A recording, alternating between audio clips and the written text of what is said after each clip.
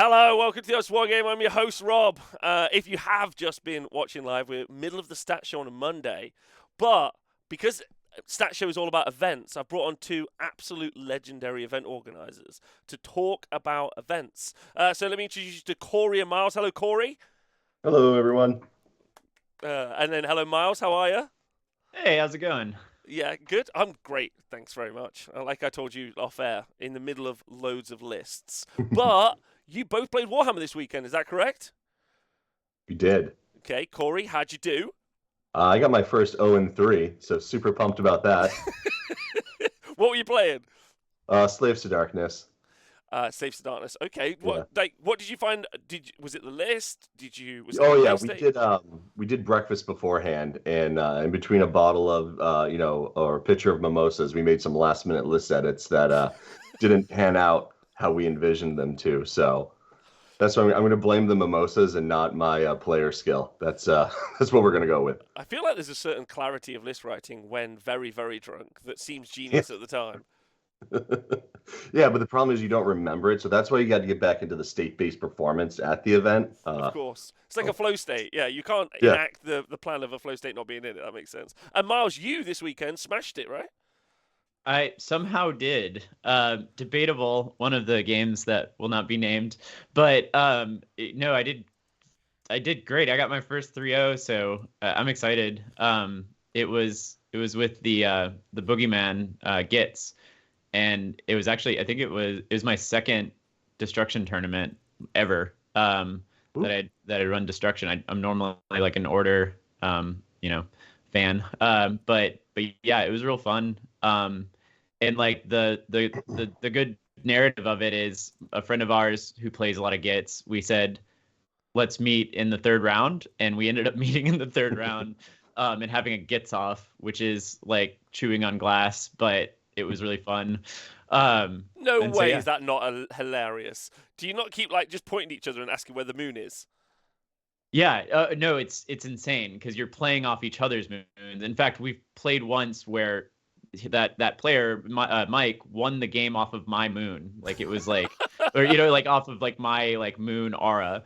So yeah, that was amazing. Which, by the way, just real quick on Korey's thing, is one of the reasons he went 0-3 was not necessarily his list building, but we had a player who we love and adore who did a 6x6x6 Gore Grunter list, which was like all smash, and that was amazing. So it was like all around like an amazing weekend of just like a fun time at Alpha Omega, our kind of one of our local game shops. So amazing. So just so everyone knows, you guys are based near or both in Boston? Yes.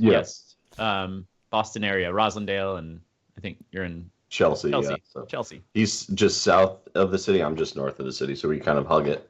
Perfect. Yeah. So Korey and Miles are both tournament organizers in the US, specifically around the Boston area. And then I've got them on the show today because they're going to talk to me about events that they've got coming up, but also generally about events. As you both heard, they're both active tournament players, both lovely people. I don't think you can get better representatives for the hobby. And then we're going to talk about that. Also, because Miles got an interesting, spicy background when it comes to events anyway, which is pretty fun, and how that relates to maybe the tournament scene. Because the tournament scene got a little bit of a shoe-in last week. We got a bit of a hit piece video, didn't we, where tournament gamers wasn't fun. And what's generally... I should mention, by the way, before we go any further, you guys have got the Ironweld tournament coming up. What's the date for that? May 27th through 28th, so Memorial Day weekend in the U.S. Amazing. It's going to be just right outside Boston in it's at Linfield, Massachusetts. Perfect. We're going to talk about that in detail in a minute. But yeah, how did you guys feel about the response to the tournament game kind of conversation that's kicked off this week? Seems silly, but what do you both think? You want to go I just first, loved Miles? your reaction to it. I mean, you handled it really well. Miniac, and you kind of introduced it as like, hey, like everyone's got gripes, and let's chat about it. And like, this is the perception that AOS gets, like especially the priority role and the list building and things like that. But in reality, like there's a lot of people that love and adore every system. So I think that was like really like keen on you to like kind of take it, like gentlemanly, I guess, was my take on it. Quite rare for me as well. Yeah, exactly. Like usually you're like yelling on high, right? What do you think, Korey? Same line of thing as Miles, right? It's just like the initial attack, right? I think ended up doing more good than bad, right? Because it's now everywhere on social media, right? Every other like Twitter post or Facebook post is something related to that, right? So I think it kind of blew up the scene in a good way. So, and people are having conversations about it now, and maybe it's helping people get rid of some misconceptions about the game as well, right? So it's kind of an interesting thing because both of you, so you both ran the Everwinter GT in December, which I was at, which is fantastic, and they're going to continue to run more events. Like, so my kind of question to you is because that was a pretty sellout event, right? Like that was huge compared to Everwinter the year before. How big was it last year compared to the year before? Last year we had like 40 people at kind of start of the event. And then this year, I think we started with just under 120, so we grew kind of 3 times the size. Wow. With AOS. AOS, yeah. And then 40K was a brand new addition, and that would just smashed out at like 100 right out of the gate. So what was because that's kind of why I wanted to bring that relation in. Like, how have you found like bringing new people into the tournament scene, or was it you just happened to discover 80 people around Boston playing Warhammer you didn't know about? Is there a process of like developing a community? How did you do that? Like, what was the process, and what's the process going forward? Yeah, so I can share kind of some of my process, and Miles can share what he does too. So it's a joint effort. So we've been really blessed locally with an awesome community of players, right? So like the club Wicked Dicey itself is probably about like 20 to 30 players, and they're all within about an hour of like downtown Boston, like geographically. So we have like a really strong core, right? So we know whenever we do an event, we're going to get essentially our buddies to come out and support us. And then also our very good friends in Tough Crowd, right? That's like probably another 30 or so people. So that's kind of our core in the AOS side of things. And then through different, relationships with people like, Team America, past, present, future, right? That gives a lot of draw to the AOS events as well. So that's like the community building aspect of it, which is really simple and easy just because you just show up, you're a good person, you're not an ass, and then people like you and want to come support you, right? The kind of mental thing that I do is I scrub BCP for every single human that's ever played a tournament in the last like 6 months within a 500-mile radius of Boston. And so I'm like, oh, I know you, I found you, and then I go onto Facebook and I just hit them up, and it's like, it's salesy, right? I'm just a very generic pitch of like, hey, we got this awesome event coming on. I see you're active in the tournament scene. I would actually say that's like so I know that like some people might be like that feels a bit like salesy, but I don't agree because actually one of the biggest complaints that I see from a lot of especially new players is that they don't know where the fuck events are. Yeah. Like constantly they're like, it feels like you need to know a secret handshake to know a guy who's like does the thing.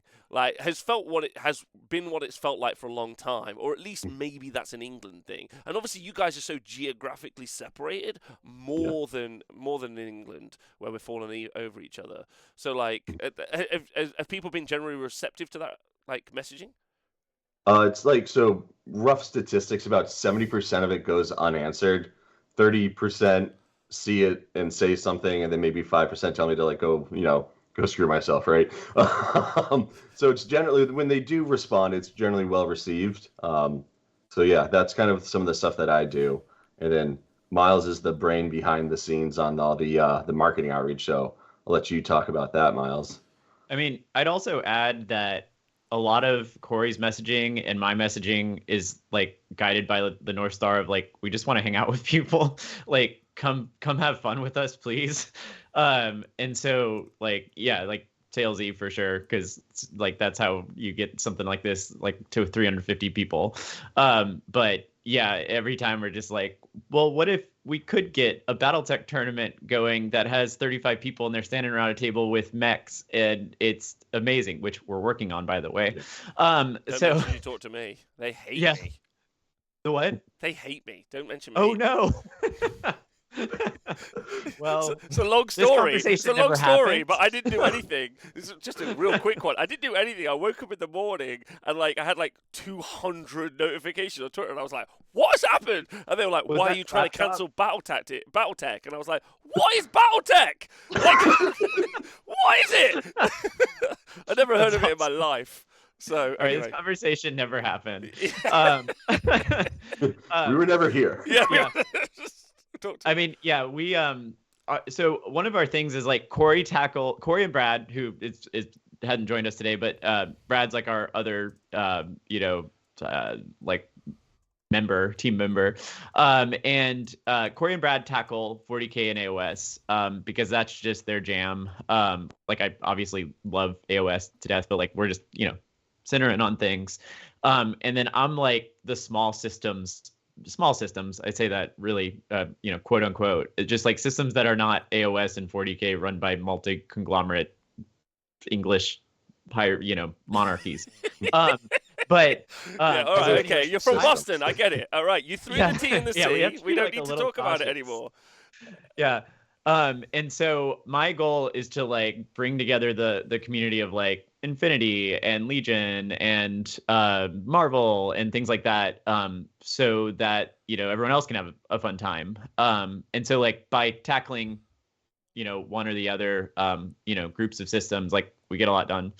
And so anyway, my like to go back on like what Korey is saying, basically like my thing is pretty pictures. I'm good at making some designs come together. I don't draw or anything. Don't get that wrong. But like I take other pictures and I make them other designs, and then I post them on social or connect with heavy hitters in systems. So like folks, influencers, content creators, just to like it's like I want to pay content creators because first of all I'm like very like into that idea. Like you guys are creating content for the love of it. I want to give you money for it.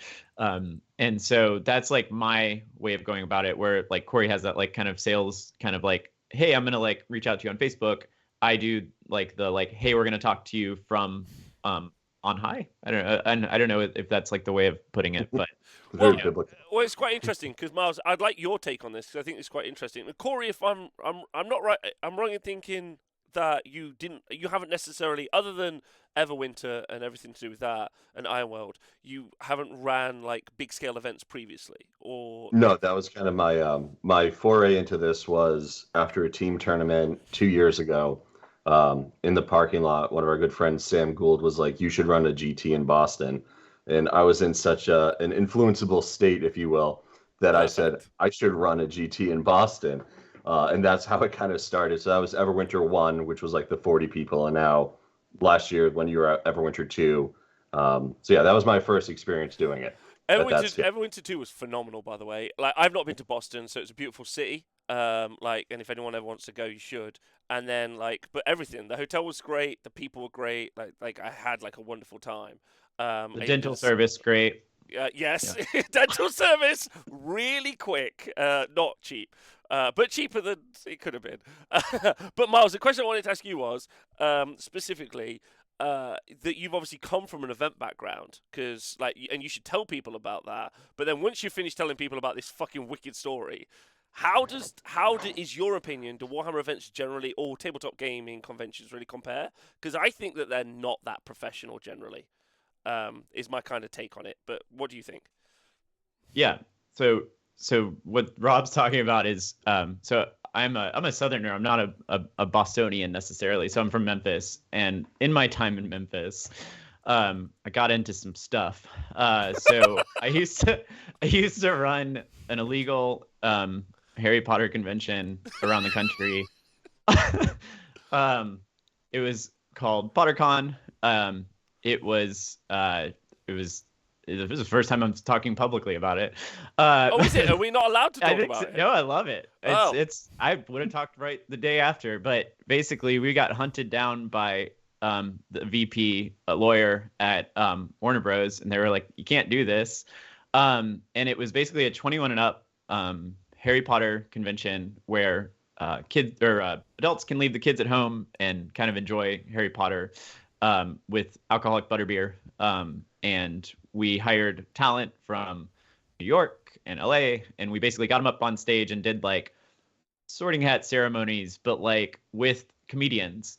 And we did not drunk, but we did like Quidditch Pong.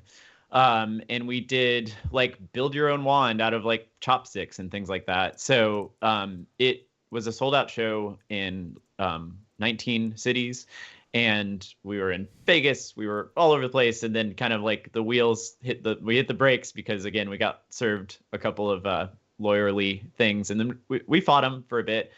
But yeah, it was really fun. And so I'm really familiar. We were actually like sponsored by Live Nation at the time, so that was kind of not sponsored, but like they were like working with us to organize everything.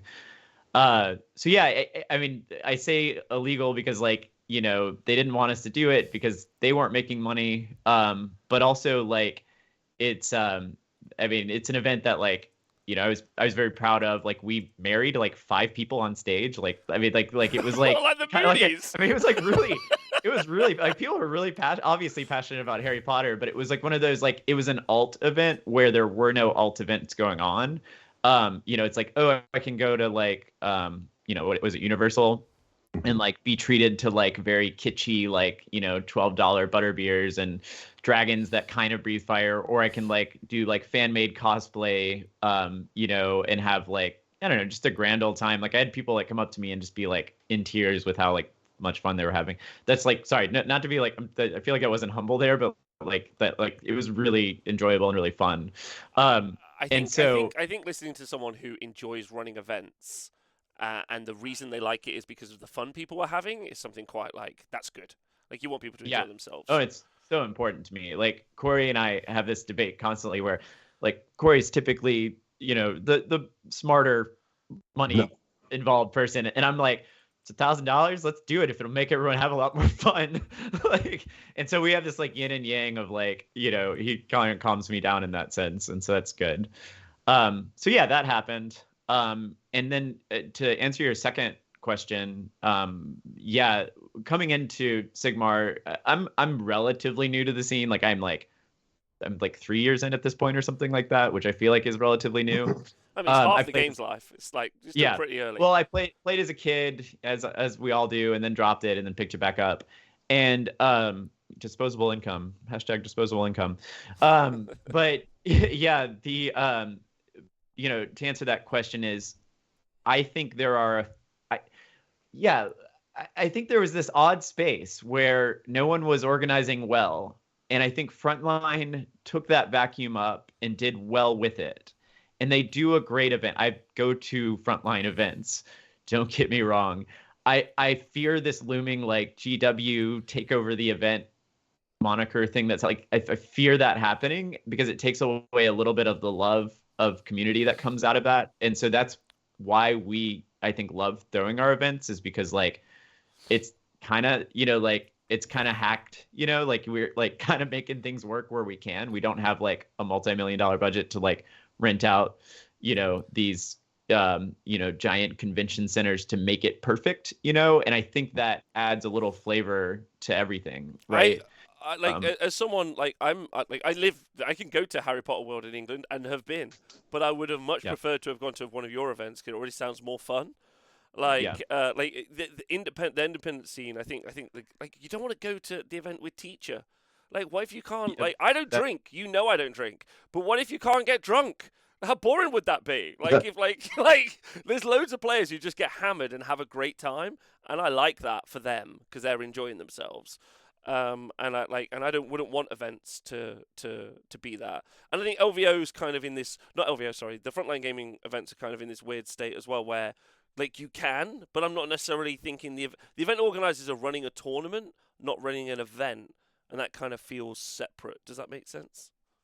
Yeah. Like, definitely. Does that seem fair? Because I have that in England. We had some very dry events for years, and then these two sociopaths called John and Johnny just set up this thing called Bobo, where they would just have live bands play in the middle of the games and other really incredible, crazy shit that you shouldn't have. But people were just having the best time, like, and I like that, and I think that's good. So, like, I know you've been messaging all the new players, but how have those new players responded to those events? Like, what's been the process? like after the outreach and they kind of Yeah, come like back. to Everwinter and then Yeah. upcoming Ironweld. Yeah, I mean, we did a player survey after, and I think like the biggest complaint was like we were too close to everyone, right? But that was a product of a couple of things, right? So like so essentially like they responded well. They're just like we just need more space, and it's like well we're throwing an event in downtown Boston. That's a tough thing to do both of, right? But that was a product of right like AOS was picking up more and more speed. I think we probably sold around 150 like unique tickets for AOS, and then 40K was lagging for a bit, and then like out of nowhere 40K just skyrocketed from like 50 to like 100 plus registrations. So we're like, oh man, now we have a space crunch, right?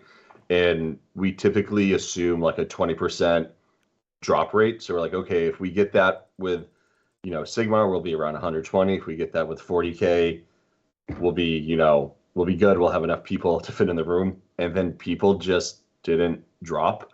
So we're like, okay, well, now we have another problem, but that's honestly a good problem to have, right? So if you remember, right, like we ended up like changing the layout so much, people were playing games in the hallway, not in the AOS of 40K, but we kind of reconfigured a lot of the rooms to fit the overflow. And people seem to enjoy kind of just being in a hall with that many other gamers. So I think it was generally like, people have responded well to it. And we hope they come back. That'll be the true tell. So what things do you think like that you can add to the event scene? Like, because I see this a lot. I hear people being like, "I'm going to put an event on." You're like, "Okay," but like, what is not even the USP? Like, what's the motivation behind it? What do you think with Everwinter you added, and then upcoming Ironweld you're going to add in to try and make it so that it's more like? Is the plan to make it very tournamenty, very eventy, or all of the things? No, it's gonna be eventy, yeah. Like that's like where Ironweld is pretty much like a testing ground for us, right? So it's like smaller event, less risk, and then what we want to do is just pilot new ideas there, see how they perform, and then apply it to Everwinter. So Everwinter is going to continue to be like the flagship convention. We also are doing like, in Miles, I'll let you take this one because you really love to talk about it, like this concept of like boutique events, like that are just kind of something completely different off the wall, and then they're like one and done, and then we might do them again or we might not. So Miles, I'll let you share your kind of visions. Yeah, let's just stop talking about all big conventions and just talk about the fact that we're going to do a retreat in the middle of the woods with some teams. It's called like Warhammer Retreat, inspired by our friend Gil, and actually co-run with Gil, but basically it's like 32 kids go to a summer camp and sleep in dormitories and play Warhammer. And so stuff like that, like that's the boutique edge of it.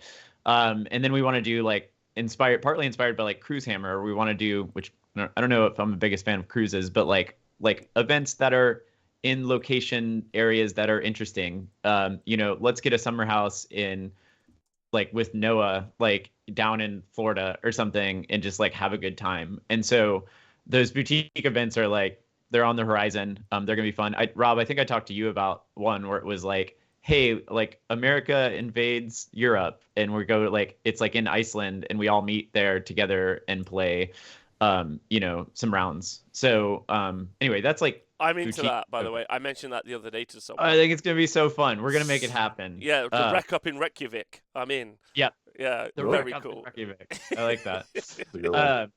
So that on the horizon. Everyone keep that in your your Twitter feed or something. But yeah, to answer your question, orchestras, we're gonna change it all up, and it's just like thousands of dollars spent on just like while people are playing, we're gonna have violins going and stuff. Just like the table. Yeah, like it will change your mind for the better. So no, I'm just kidding. We just like back to what Korey said, which is like we did a survey, and I have run, so other quick side note that I can sum up in a sentence is I used to run 5 venues down in Memphis. We'd have 1,000-person night events all the time. We had a lot of negative feedback. We had a lot of positive feedback. Our survey for Everwinter, I can guarantee you, it was 9 out of 10 people were like, this was freaking amazing, loved it, we'll come back. There was like one person who was like, I just like felt I felt a little tight one for an hour, this, that stunk, and so like that, I'm really proud of that, like knowing that like how much effort we all put in, like Brad, Korey, and myself put in ahead of time, like that is like, that's a good thing. That's like an achievement. Like it's hard to do these things. Like Korey said it one day, which is like, do all of this and maybe break even, maybe, like we put a lot of hours into this, and just like I like being very transparent, is like for Everwinter we broke even. We had 350 people there, but like we broke even, which we're also proud of, right? So we're putting it, like, all of that sweat equity back into the community, right?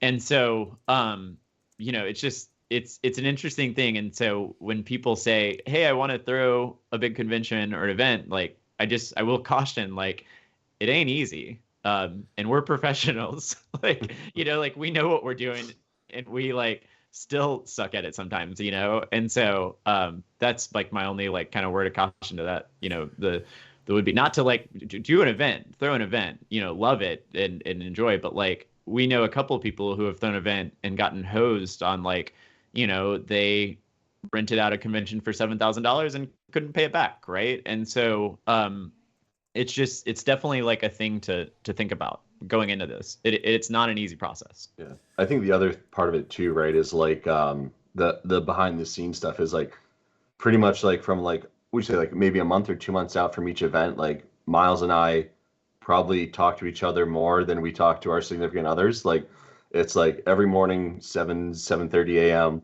I text him, hey, you got a second to check in? And then we probably talk from then until 9, like Monday through Friday.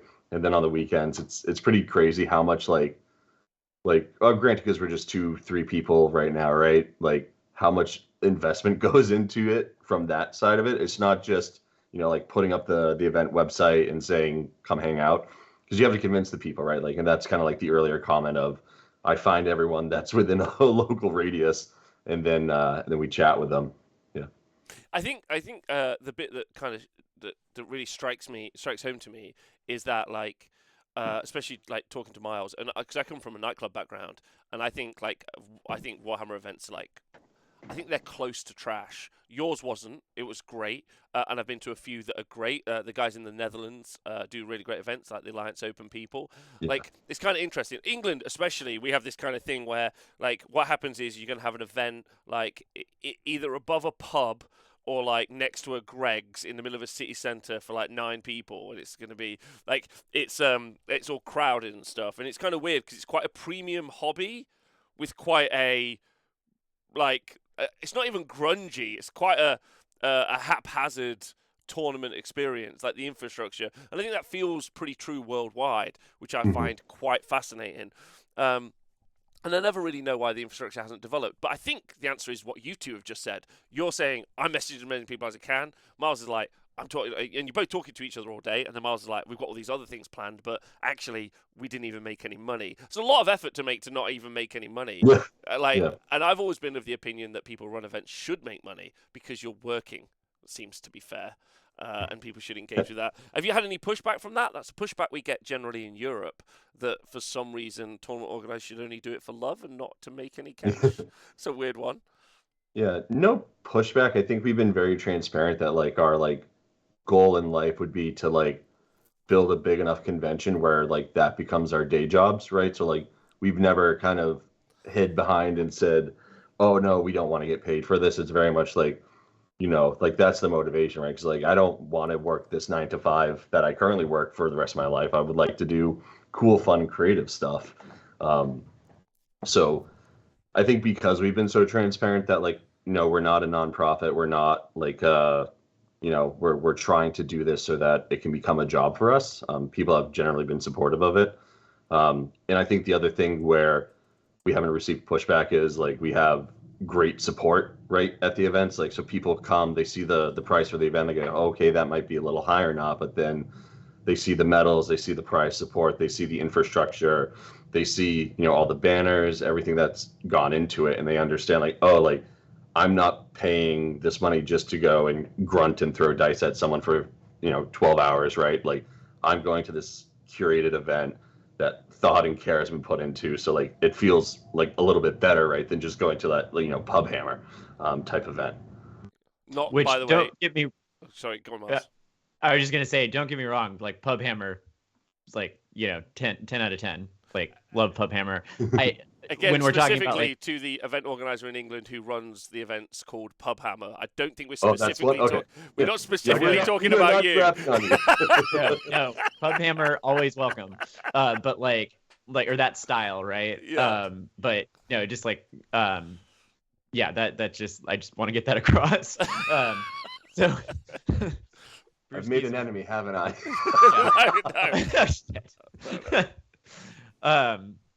Yeah, it's a lot. It's a long process. It's doing it right. I'd also say like something for event organizers out there who are kind of like considering it, like give back to the folks that you're bringing in. And like one of the things we're really proud of is our level of prize support. We kind of overdo it every single time, despite our finances.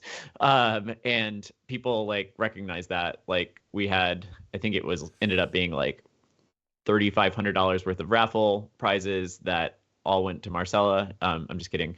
But no, she won a lot of them. We she's got that.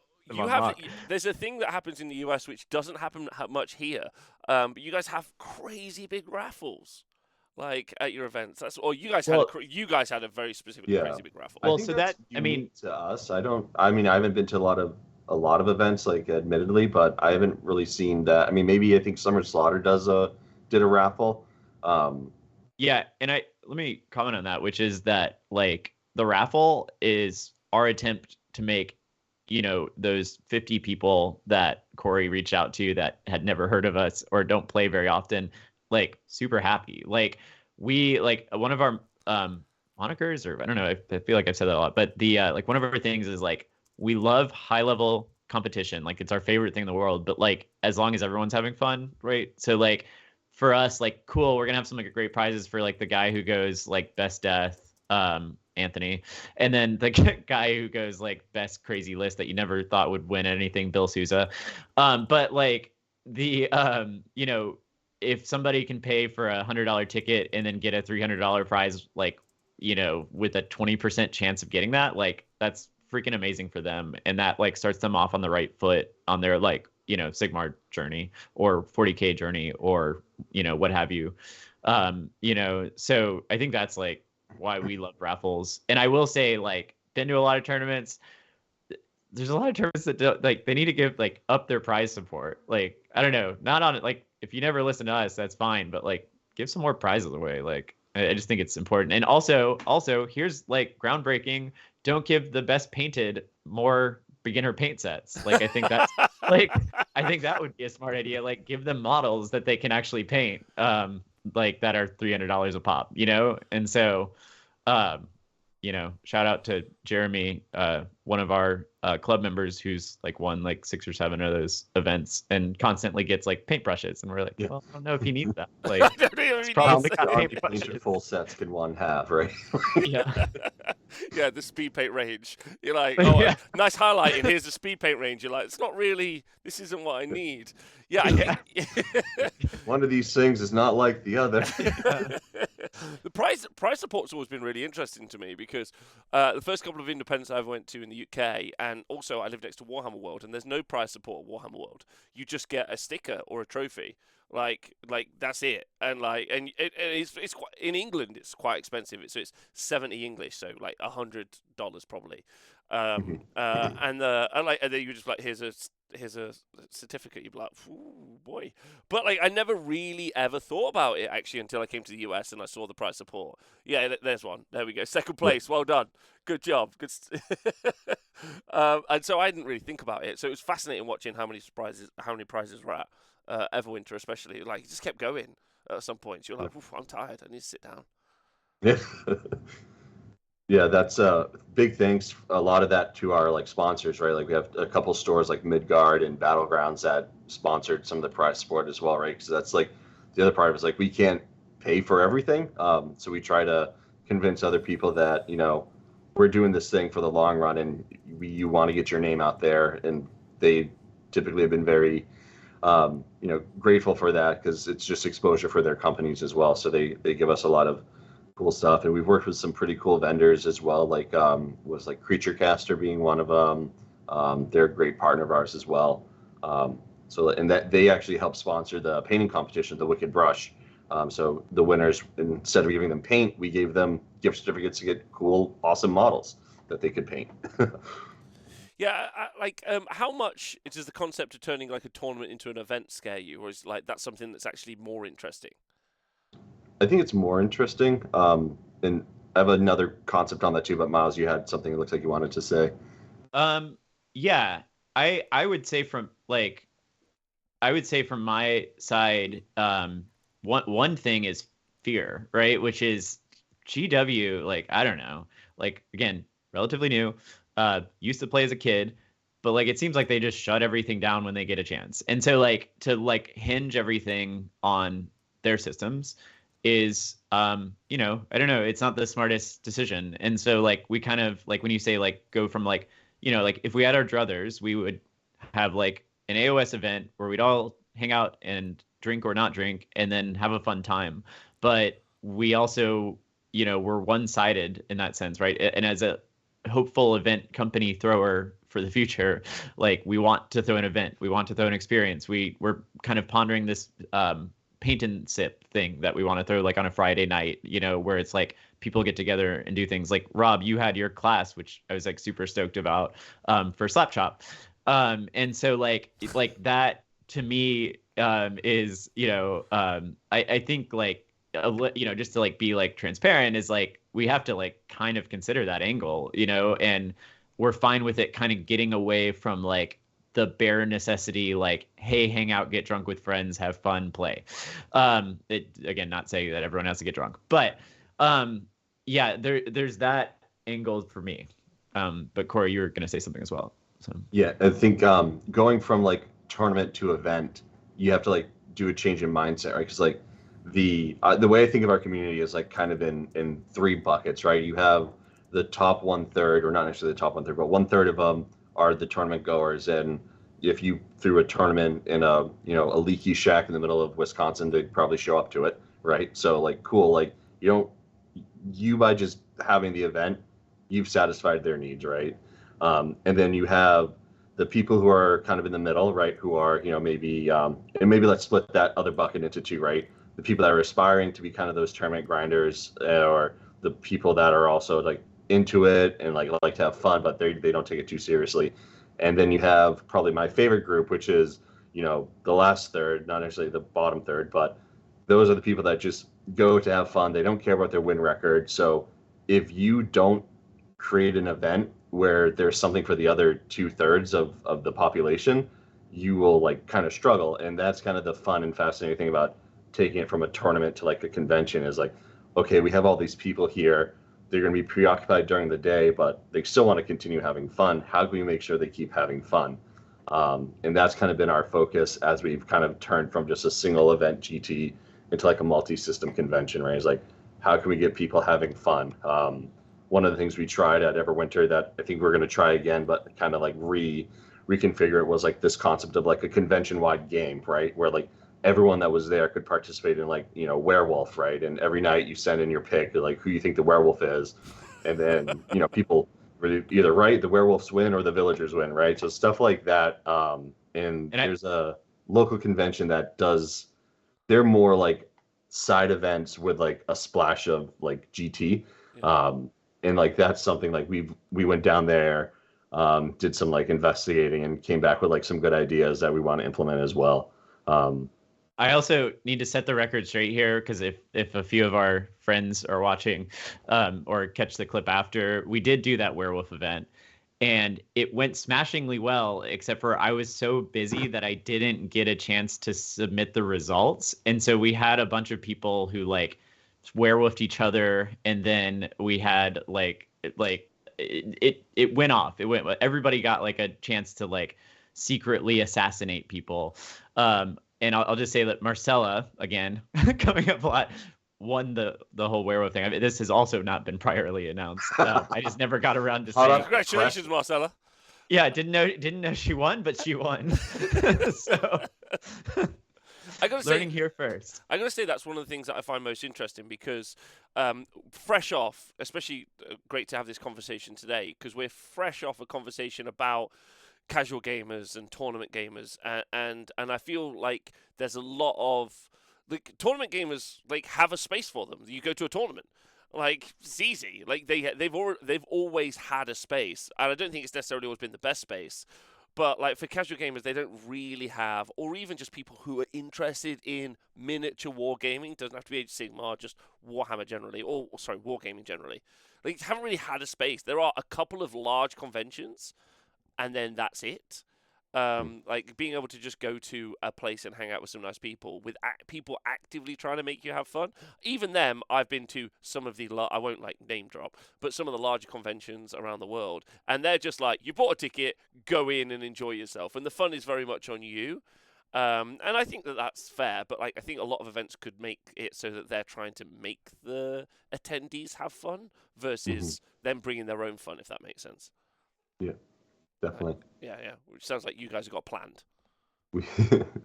We're trying at the very least. Something too that just kind of popped in my head based on that kind of your comment about like the casual gamers and like them not necessarily having a space. I think a lot of that is like the misconception about tournament players, right? And so like your casual gamer is going to be less inclined to show up to like a 2-day 5-round event because you're like, oh, I don't want to go and just be like, either like destroyed or like have a bad time because of a bad player experience, right? Like, first of all, like luckily that's few and far in between for AOS, but also I think I would encourage those casual gamers to kind of think about it differently, right? It's like if you're not in a community where you can go and play every week, like this is an opportunity for you to know you're going to get 5 games in, meet 5 new friends and have an awesome time versus like that fear of playing a bad person or like just getting absolutely demolished, right? Like it's okay. Like it's fun to get your models destroyed. Yeah. Actually, I've got like a kind of take on that too, which is there is a lot of hesitancy there, right? There's from the casual gamer who's like, I'm going to show up to a tournament, going to get smashed. I won't know my rules fast enough. And I just want to reach out and be like, it's going to be fine. Just like grab a drink with friends and like, it's okay to go 0-5. Like totally fine. Like no one's like, like pointed out. And what's lovely, like to take it out of context of like large event with multi-game systems, because suspiciously like some of the game systems don't necessarily have the best environment for this, but like AOS, oh my goodness, has like the most supportive community about that. Like the Smoking Boots Award and like people like who like aim for 0-5. We have a few of them in our club, like they're just there to race to the bottom and hang out. And was going to be the 6x6 Gore Grunters. But anyway, and then something else I just remembered that, I don't know, I have like a brain that doesn't, complete ADHD sometimes, but, or ADD, I don't know what the term is, but what I was going to say is you mentioned going from small event or event to like conference, right? And I just remember like at the end of Everwinter, I walked down the hall and I saw Anthony, who had won the tournament, and he was like, hey, Miles, great, event. And I just like looked at him and I was like, if this event ever feels like it has like lost its community or spirit, like you need to punch me in the face. Like just do it. Like, cause like what this felt like this weekend was like family, right? Like this felt like community, friends, family. Like at the point that like we like become bland, like please just remind me with like just one square punch to the face, like please, like just let it happen. Cause like, again, like sometimes like we'll lose sight here and there. And like also just to like comment on this, you said like have your friends taken like, are your friends like really supportive of this? And like, I was like, we were sitting at BobCon, which is our like we play with a guy Bob. I don't know if you've ever met him, but he has his like little house. It was like BobCon, which is like 10 people in a house hanging out. Anyway, he was like, I was like telling this, I was like, I've got like a little bit of anxiety, like asking people for money in our community, right? And he said, what are you freaking worried about? Like, if you're riding around in Bentleys, then we can talk. Like, if like at the point you've got like you've sponsored like a Lamborghini, because I'd ever buy a Lamborghini, whatever. But like, then maybe like you're an asshole, but like, just do your best. Like, try to run this, like make a really good event for everybody, and like, like do good, like, I don't know, what is that, Cotopaxi that has that motto, do good. So yeah, that are just like little comments I'd forgotten to mention earlier. So I think that's fair. Like, I think, like, Yeah. I think legitimately, like, if you work hard, you should get rewarded for it. It seems simple, and I agree. Okay, so Ironweld, if I want to go, how do I find out about it? Tell me. What do I do? WickedDicey.com. This is where WickedDicey.com. And we were joking in one of our, so we have a show too. We have a YouTube. We're just starting out. We're not as good as Rob. I was about to mention that, actually. You Yeah. have a show. I've tuned into the show. Yep, thank you. We've had some dips and we've had some really great episodes. I love it. But yeah, check out Wicked Dicey on YouTube. We've got a lot of live shows right now. Like, we're working on the like clip it and actually make YouTube find us thing. But like, we'd love to have you check it out, audience. But yeah, it's no, it's been really fun. Like, a lot, like the intro is like obnoxiously early show, because I think like in secret we want to kind of work on our cadence, and like, I don't know, we're not broadcast like material yet, like, so we're trying to figure out kind of our groove and get things rolling on that. So anything, if you ever want to hear about us, if you want to check out Ironweld, Wicked Dicey, just type it in. I'm sure it'll show up on Google eventually. Working on that.